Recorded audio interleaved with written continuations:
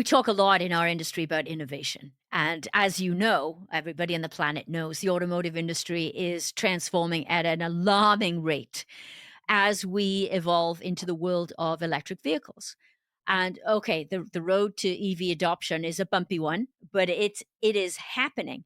But what we don't focus on, Dan, is the operating system that Sure. goes along with that. We cannot transform this industry from the technology standpoint without also looking at our operating system, our culture, the people, and the leadership. And so often, even still, when I'm talking about empathy and compassion and connecting with people, there are still doubters out there, Dan. Maybe you could talk us through some data or some case studies Sure. where Well, somebody has actually you've actually seen the impact where this type of leadership truly impacts the bottom line. well, I've seen it around the world. I've asked executives in all sectors, tell me about just bring to mind a boss you've worked for that you hated and one you loved.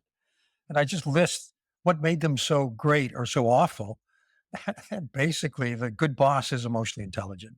The bad boss is the opposite.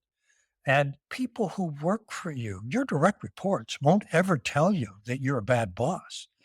What they'll do Right. is they'll leave Yeah. or they won't give their best. They'll do good enough to keep the job, but they won't go all out. So basically, you're shooting yourself in the foot. Leadership is the art of getting work done well through other people. Yes. Think about that. Work done well through other people. Well, you have to motivate them. You have to inspire them. You have to create trust. There was a study done at the Harvard Business School where they asked people to keep a journal of their experience every day at work. And they analyzed and they came up with what you could call an optimal state. It's a state where people were high performing, where they're very satisfied with their job. So it correlates to low turnover, very engaged. And engagement is one of the usual metrics in any organization. They're engaged. They feel really good doing what they're doing, and they feel connected to the people around them. That's a high performing person. It turns out when you analyze the data, meta analyses, you take you- hundreds of studies and you aggregate them into one, and you find that it's emotional intelligence in leaders that's more likely to create that optimal state in the Mm. people who work for them.